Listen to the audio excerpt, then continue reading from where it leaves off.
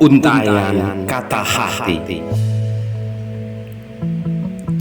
Seorang penyabar bukanlah seorang yang akan tetap diam di saat harga dirinya diinjak-injak. Namun itu adalah satu kenaifan namanya. Sikap sabar adalah berusaha untuk tetap tersenyum ketika hati penuh duka, dan tetap berupaya tabah kendati jiwa dihujam lara. Jagalah selagi ada, rawatlah di saat dekat, sebab begitu telah terlanjur jauh terpisah, untuk bersatu kembali pun tak akan pernah dalam satu kondisi yang sama. Untuk menyelamatkan sebutir telur milikmu yang ingin engkau jaga, simpanlah itu di tempat di mana si telur dapat duduk sesuai bentuk telur itu sendiri. Namun jika engkau ingin mengamankannya untuk selalu bisa menjadi milikmu, maka jangan perlakukan itu berlebih dengan cara digenggam kuat ataupun kau peluk erat. Maka itu akan menjadi hancur dengan menyisakan remah berbau anyir yang justru akan menyiprat pada sekujur tubuhmu sendiri. Hidup bukanlah tentang menunggu dengan berharap-harap cemas akan sesuatu yang kita inginkan untuk datang dengan sendirinya mengharap keajaiban. Namun hidup adalah tentang bagaimana cara mencari jalan di tengah kebuntuan. Dan hidup adalah bertahan sambil belajar menari di tengah badai.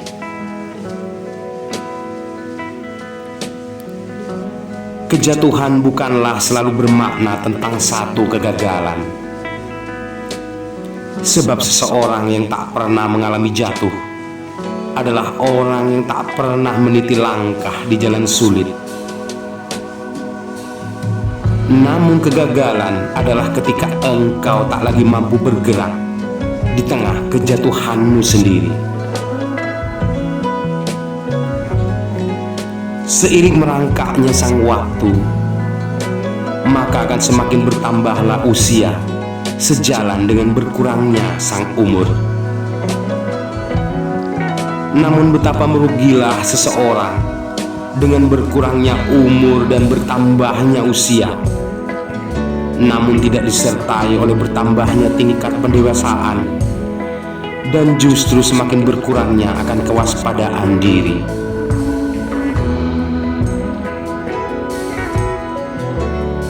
Satu-satunya hal paling berharga di dalam diri setiap orang adalah dengan memiliki pengetahuan. Dan satu-satunya hal yang sangat mengenaskan dari seseorang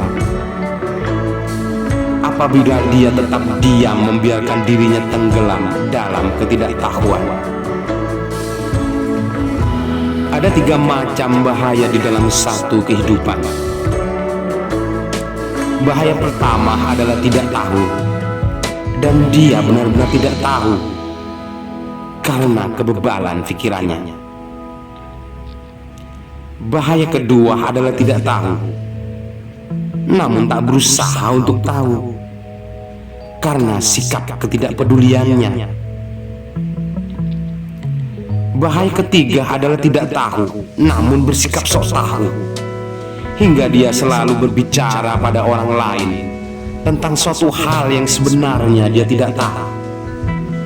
Maka kata-katanya akan selalu menyesatkan dirinya sendiri ataupun orang lain yang menyimaknya.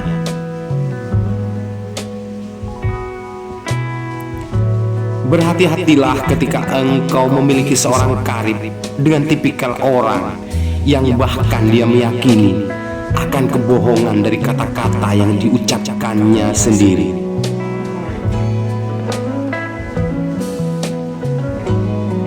Orang pandai akan belajar dari segala hal yang tengah dia hadapi. Orang pintar akan mengambil pelajaran dari setiap hal yang pernah dia lalui.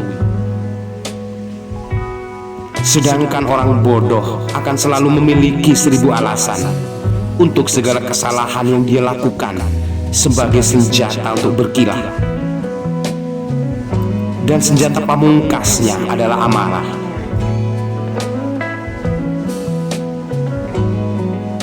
Jika ingin menjadi sai sejati, maka carilah pedati tua dengan kerbau yang masih liar untuk lewat di jalanan becek. Dan jika engkau mampu menjinakkannya hingga lolos mencapai jalanan datar, niscaya engkau akan juga mampu mengendarai kereta tempur yang bahkan diseret oleh puluhan gajah sekalipun. Jangan lalu senang apabila mendengar suara orang-orang yang acap kali memuji segala hal yang engkau lakukan dan setiap kata yang engkau ucapkan. Namun dengarkan dan hargailah seseorang yang mau meluangkan waktunya untuk melakukan koreksi dari satu kekeliruan yang telah engkau lakukan.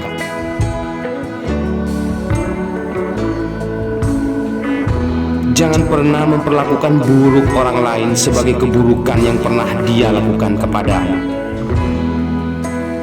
Perlakukan dengan baik seseorang sebagaimana engkau memperlakukan baik dirimu sendiri.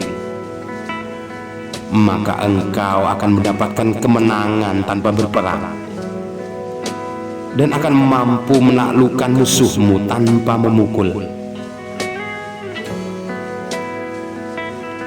Jika engkau berfilosofi pada tumbuhan padi yang semakin lama semakin berisi dan semakin lama semakin merunduk, maka biarlah aku berfilosofi pada tumbuhan ketela pohon. Padi semakin lama akan semakin limbung bertahan dan semakin tak kuat hanya sekedar untuk membawa beban dirinya sendiri. Sedangkan ketela pohon diawali dari dedaunannya yang dapat memberi manfaat banyak hal. Dia dapat menjadi obat ataupun sayuran. Batangnya boleh menjadi kayu bakar dan untuk ditanam kembali. Sedangkan akarnya dapat diolah mewakili sepiring nasi, menjadi kue ataupun roti, ataupun diolah menjadi kerupuk, obat penyembuhan ataupun jamu untuk kesehatan. Maka belajarlah pada ketela pohon. Niscaya engkau akan menjadi seorang manusia utuh, di mana tenaga, pikiran, dan hartamu akan berguna menjadi kemaslahatan bagi sesamamu. Salam.